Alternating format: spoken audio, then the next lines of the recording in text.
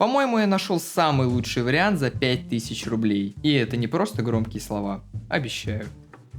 Кратенько для тех, кому лень смотреть видео до конца. Что относится к ее особенностям? А это Isolation Mount на бипках, 1000 Гц, PureKey FlexCut PCB, V3 Piano Pro, отличные свечи, Double-Shot PBT Cherry Keycap и ее цена.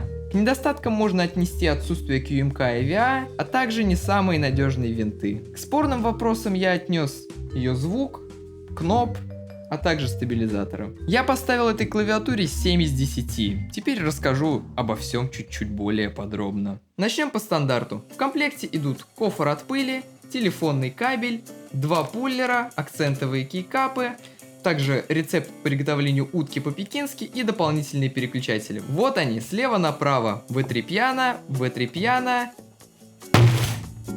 и Евгений.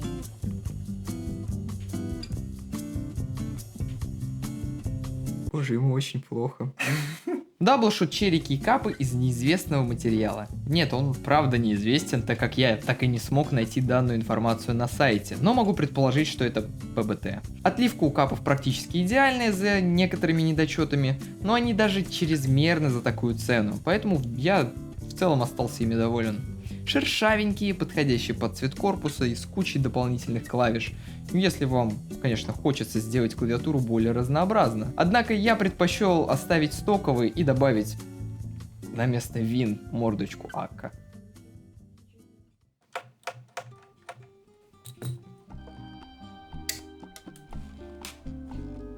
Стабилизаторами здесь выступают Akka Double-Shot POM TPU, которые ранее показывали себя отлично, но все же в этот раз есть к ним вопросы, а именно к количеству смазки самих стабилизаторов, которую я счел недостаточной для адекватного звука и ощущений. В целом, после досмазки и небольшой проклейки, они звучат великолепно, и менять их на PCB стабилизаторы я не увидел никакого смысла. В качестве свечей здесь установлены Akka V3 Piano Pro, линейные переключатели из нейлона с боксовым лонгпол стемом из POM-пластика. Пружина длиной в 22 мм с весом в ботами 55 грамм, однако они ощущаются намного легче, чем желтый, и я бы не сказал, что это плохо. Они довольно плавные за счет прекрасной заводской смазки, никаких призвуков от переключателей я не выявил, у них приятный отчетливый звук в ботами и топе, однако звонкими их не назовешь.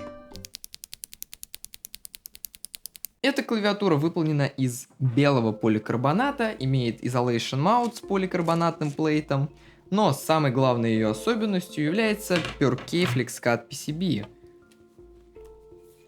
которую также можно поставить на Monsgeek M1.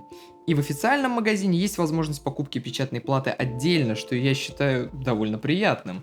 Ну и разумеется, у клавиатуры есть крутилочка, которая держится надежно, не болтается, поворачивается приятно, но единственная проблема есть в том, что при нажатии она ощущается слишком мягкой. Если убрать из клавиатуры всю шумоизоляцию, то из-за сильного флекса роллер нажиматься будет довольно сложно.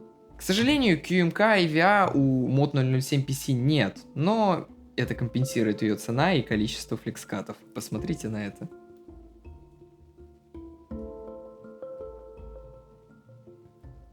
Как вы уже поняли, от шумоизоляции я отказался, а именно от шумоизоляции дна корпуса и AXP падов, которые я считаю вообще не вариантом для клавиатуры, потому что это получается шум как лава. К сожалению, QMK EVA у Mod 007 PC нету, но все компенсирует цена, за которую я ее купил, а именно 5000 рублей на распродаже 11.11. На Черную Пятницу ее можно было купить, по-моему, за 6000 рублей. И это невероятно выгодно, если учитывать, что эта клавиатура готовая к использованию с прикольными фишками по типу флекскатов, хорошими свечами и кепками. Подходит ли она для игр?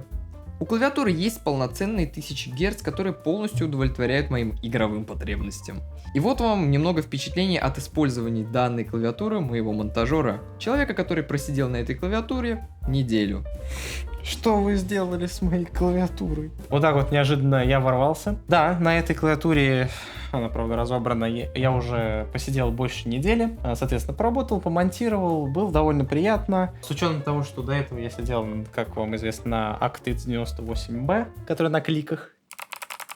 До этого я сидел на Akka Yellow V3, тоже неплохие линейки, но пьяно мне понравились намного больше, они как-то более плавные, что ли, я бы сказал. Ну, чисто такое вот небольшое наблюдение от человека, который ничего не понимает в этом. Кепки мне здесь довольно понравились, учитывая, что это для меня было что-то новенькое и довольно неожиданно. Это Cherry профиль, до этого я сидел на ASA профиле от Akka. Ощущается интересно, особенно материал покрытия. И единственное, что я еще заметил, это то, что когда я меняю F12 и Ctrl местами, точнее Ctrl ты здесь не поставишь, я его просто выкинул, мне становится в разы удобнее. Такой небольшой лайфхак для людей, если вам вдруг нужен более высокий кейкап. Но если убрать всю воду из моей речи, это довольно неплохая клавиатура за свою цену, особенно для человека, который не готов спускать 20-30 тысяч на QK или там какой-нибудь тофу. Но, соответственно, такого человека я приглашу обратно в кадр, и пусть он дальше вам рассказывает о ней.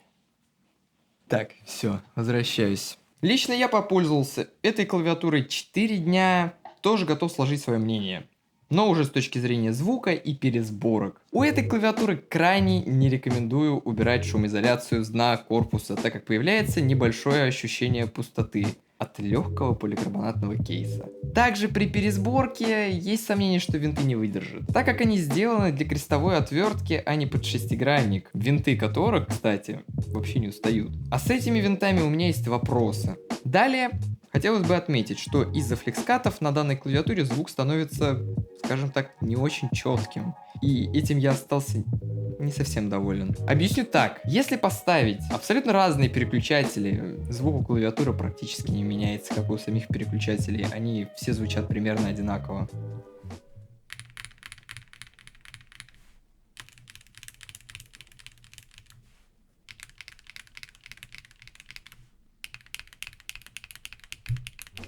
Однако учтем тот факт, что звук жертвуется в угоду флекса, и лично я этим не сильно разочарован, так как само ощущение от тайпинга крайне приятное.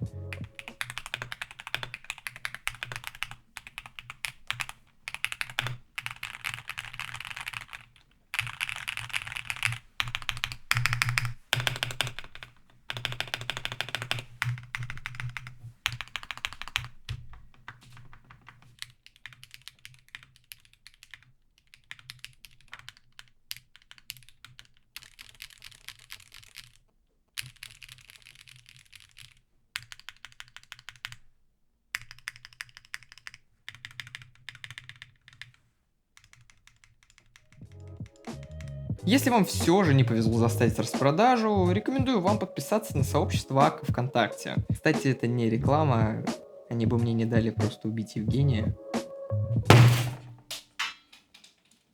Именно по всем этим причинам это один из лучших вариантов прибилд клавиатур, которые можно адекватно покупать до 6000 рублей. Возможность заменить свечи без проблем, а главное, можно будет радоваться своему выгодному бюджетному решению. В итоговой сборке я просто смазал стабилизаторы, убрал PE-фом и шумоизоляцию с ботома. Да, появляется небольшой пластиковый призвук, но меня это в целом вполне устраивало. Ну, вы там можете подписаться, пока я собираю эту клавиатуру обратно. А, кстати, Евгений. А, кстати, я переворачиваю пробелы теперь. Можете считать меня дебилом. Камера уже отключилась, кстати.